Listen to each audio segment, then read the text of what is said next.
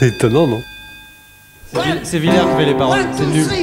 Nous sommes le tribunal, C'est dont con. on parle dans le journal, C'est nul. qui juge et qui condamne. C'est bête. Les messieurs comme les dames, pas d'innocents. Tout le monde il est coupable.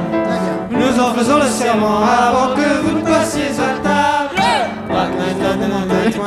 Pas moyen de s'en sortir. La petite tuquette, rien de pire. Les flagrants délits.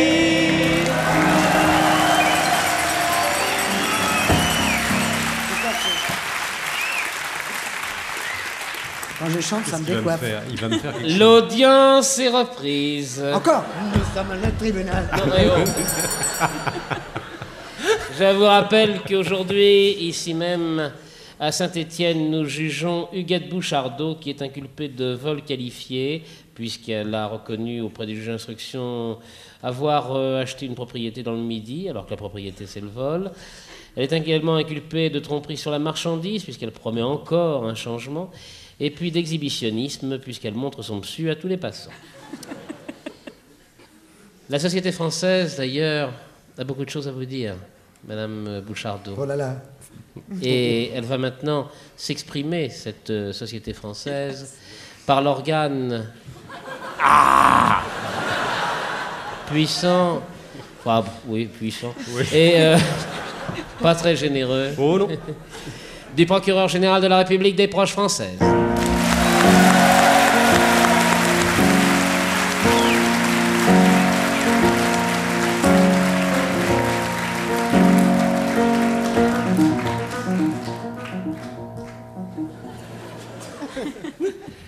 Française, Français.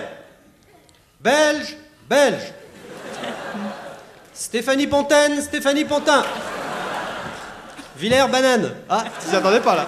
J'entends pas. c'est Ah, il grave, m'entend pas. j'entends Il est sourd. C'est pas grave. Villers Banane. Merci.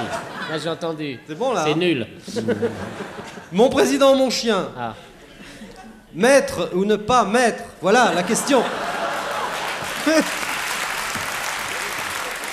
Mais ça vous fait rire. Madame Sylvestre. Monsieur le ricaneur sur les tombes ouvertes. Madame l'ex-future présidente. Mesdames et messieurs les jurés. Public chéri, mon putain d'amour.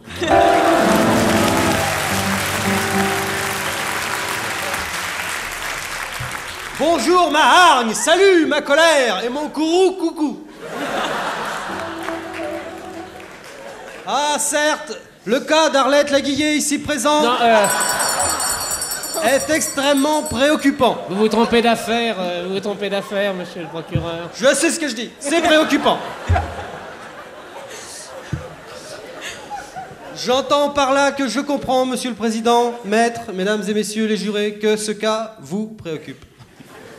En revanche, en ce qui me concerne, je vous ferai la fameuse réponse de vendredi à Robinson Crusoe, qui lui demandait de faire tomber des noix de coco en remuant le tronc d'arbre. J'en ai rien à secouer, connard, c'est un bananier.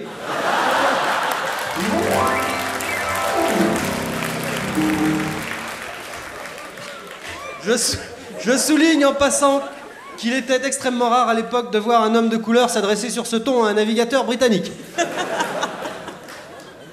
Il faut savoir cependant que les relations entre Robinson et Vendredi avaient assez vite atteint un degré d'intimité qui autorisait ce genre de coup de boutoir fait à la bienséance, si j'ose m'exprimer ainsi, devant Madame Larguillet.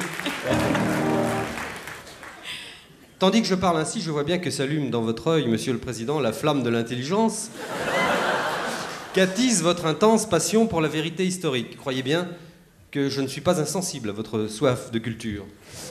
Soif d'aujourd'hui. Oui. À votre soif de culture, à vous, Monsieur le Président, mais aussi à tout le monde ici.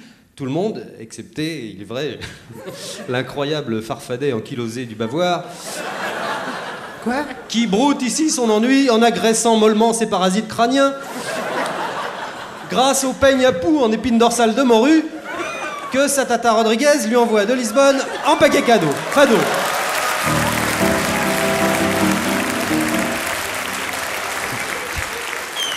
Et ça vous fait rire. Non mais Louis, c'est Bravo, hein. Eh, Louis, c'est pour de rire. Hein. Tu es mon ami. C'est lui qui a les clés de la bagnole. Ça fait 3 jours que ça vient. Eh bien, Puisque vous insistez tant, mesdames et messieurs, non, n'insistez plus, vous me gênez. Je m'en vais vous conter la vraie et pathétique histoire de Robinson et Vendredi. Oh non. Si. Seul sur son île depuis plus de 20 ans, Robinson s'ennuie. Sa détresse morale, sentimentale et sexuelle est immense. Pourtant, au début, il s'est farouchement accroché aux choses de l'esprit, l'esprit étant le nom de son cochon sauvage.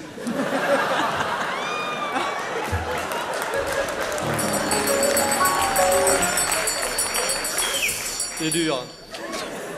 Ne ménageant pas sa peine, il a amoureusement tissé de ses mains un porte-jartel en fibre de coco dont il a revêtu sa tortue de mer.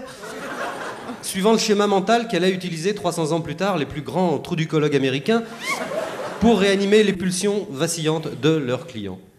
Puis Robinson a tenté de réinventer le striptease, plumant sa vieille perruche en lui chantant « Déshabillez-moi, déshabillez-moi, mais pas tout de suite, pas si vite. » Mais je vous le demande, mesdames et messieurs, une vieille perruche à plumes, est-ce que ça vaut une vieille poule à poil? Non.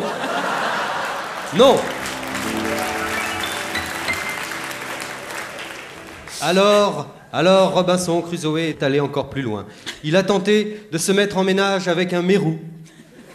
Mais ce fut difficile, car, comme le dit si judicieusement le proverbe haïtien, quand le marin l'étreint, le mérou pète. Ça y est, je l'ai dit.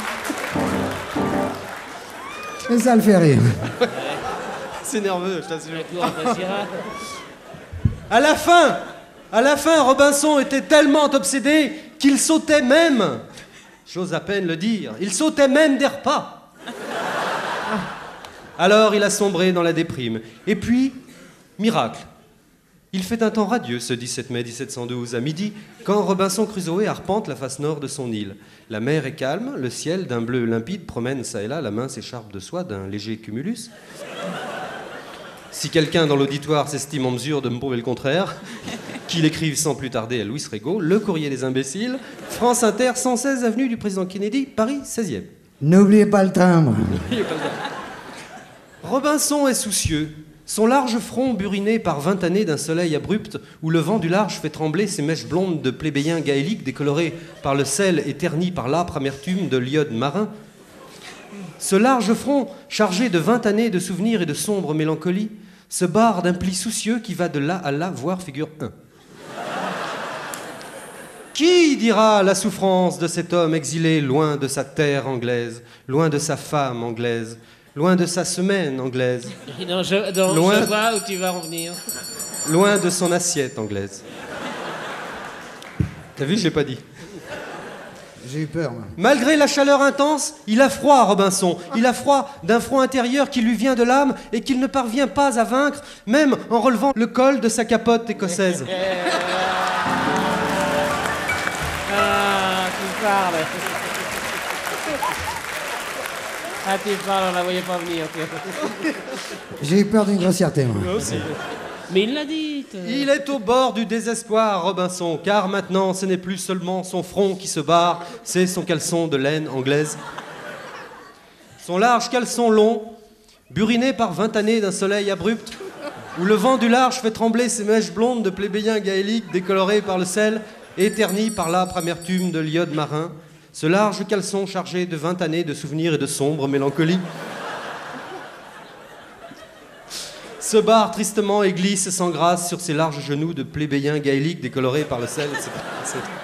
Ouais, dis donc, ça Ouais, va pas mal, négatif, hein. Soudain, Robinson dresse l'oreille, entre autres.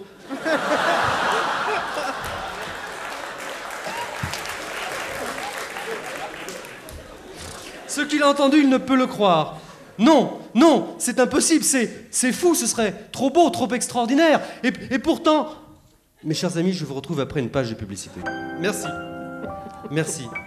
Mes chers amis, pour ceux qui prennent l'émission en route, je rappelle qu'il fait d'un temps radieux ce 17 mai 1712 à midi, alors que Robinson Crusoe arpente la face nord de son île, tandis que son front et son caleçon se barrent, respectivement d'un pli soucieux et sur ses genoux, le tout extrêmement buriné.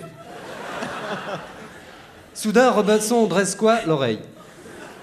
Non, il ne rêve pas, après 20 années de solitude totale sur cette île, alors qu'il n'espérait plus jamais voir un être humain, C'est bien une voix humaine qui monte vers le ciel, psalmodiant gaiement cette mélopée sauvage qui, pour Robinson, à cet instant, vaut toutes les sonates de Mozart, qui n'étaient d'ailleurs sûrement pas nées en 1712. Mais je m'écarte du sujet, alors que, pour reprendre les termes de M. Michel Debré, ce n'est pas en s'écartant du sujet qu'on va repeupler la France.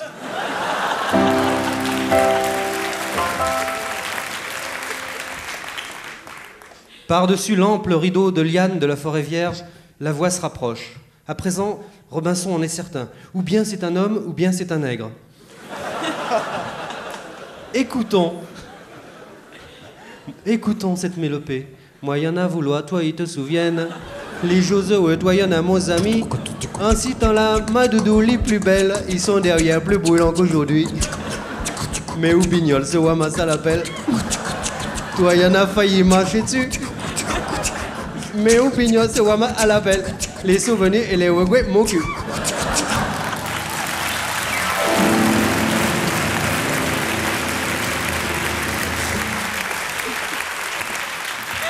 À cette musique divine, Robinson ne se sent plus de joie. Un immense frisson d'espoir le parcourt de là à là, voire figure 2. Il se retourne et là, émergeant soudain entre les troncs nacrés de 2 platanes, dont on est en droit de se demander ce qu'il foutait là, à 15 000 bornes d'Aix-en-Provence, apparaît nu comme un dieu et beau comme un verre, ou le contraire, c'est comme vous voudrez. Un être magnifique, mi-homme, mi-nègre. Sa large bouche gourmande aux lèvres charnues à l'ourlet délicatement boursouflé, semblant plus faite pour le baiser que pour l'arrachage des betteraves sucrières, se barre d'un pli soucieux qui va de là à là, voire figure 3. Robinson n'y tient plus. Prenant son courage et son caleçon à 2 mains, si vous le voulez bien,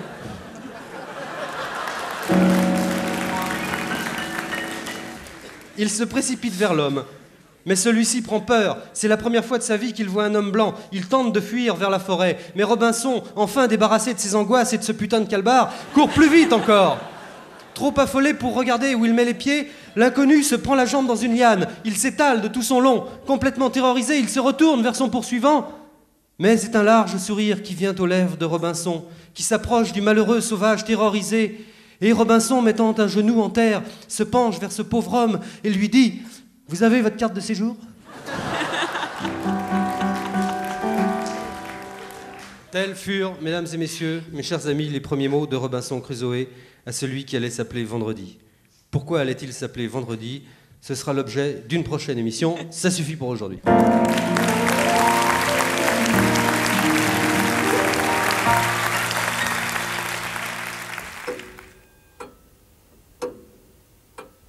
C'est étonnant, non?